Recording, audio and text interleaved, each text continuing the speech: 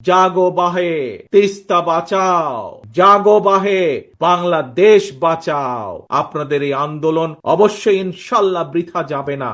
জাতীয় নির্বাচন নিয়ে এক এক উপদেষ্টা এক এক রকমের বক্তব্য এই খুনি মাফিয়া চক্রের সামনে বিশৃঙ্খলা সৃষ্টির পথ সুগম করে দেয়।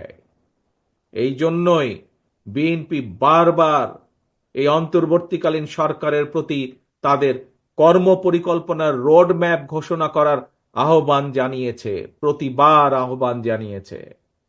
তিস্তা তীরের প্রিয় ভাই বোনেরা, 2 দিন ধরে আপনারা আপনাদের দাবি নিয়ে তিস্তা পারের 11টি পয়েন্টে আপনারা কর্মসূচি পালন করেছেন। আপনাদের এই আন্দোলন অবশ্যই ইনশাল্লাহ বৃথা যাবে না। আপনাদের এই আন্দোলনে তিস্তা মহাপরিকল্পনা বাস্তবায়ন ত্বরান্বিত হবে ইনশাল্লাহ। জনগণের ভোটে বিএনপি রাষ্ট্র পরিচালনার দায়িত্ব পেলে অবশ্যই আমরা সকলকে সাথে নিয়ে তিস্তার সমস্যার সমাধান করব। তবে তবে এই যে একটু আগে যতগুলো কথা বললাম যে কিভাবে আমরা কি কি উপায় কি করব তিস্তার পাড়ের মানুষের সমস্যার সমাধানের জন্য, কিভাবে তিস্তা মহাপরিকল্পনা যে বাস্তবায়ন করব বা বাস্তবায়ন করার যে অঙ্গীকার করেছি, এই কাজ যদি আমাদেরকে করতে হয় তবে আপনাদেরকে একটি দায়িত্ব পালন করতে হবে, আপনাদেরকে একটি কাজ করতে হবে।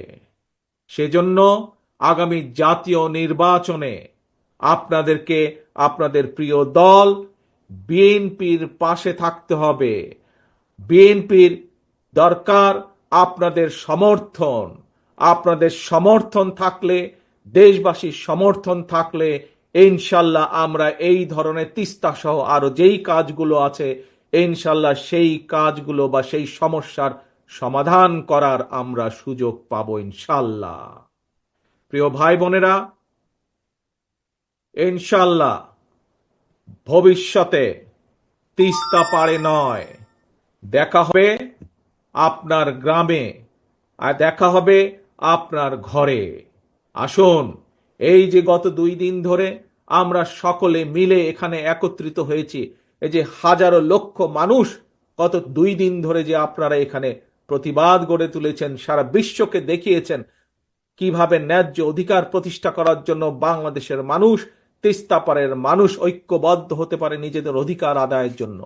আসুন, আজকের এই 2 দিনের এই কর্মসূচিতে আমরা প্রতিজ্ঞা গ্রহণ করি। কি সেই প্রতিজ্ঞা? সেই প্রতিজ্ঞা হলো জাগো বাহে তিস্তা বাঁচাও, জাগো বাহে বাংলাদেশ বাঁচাও।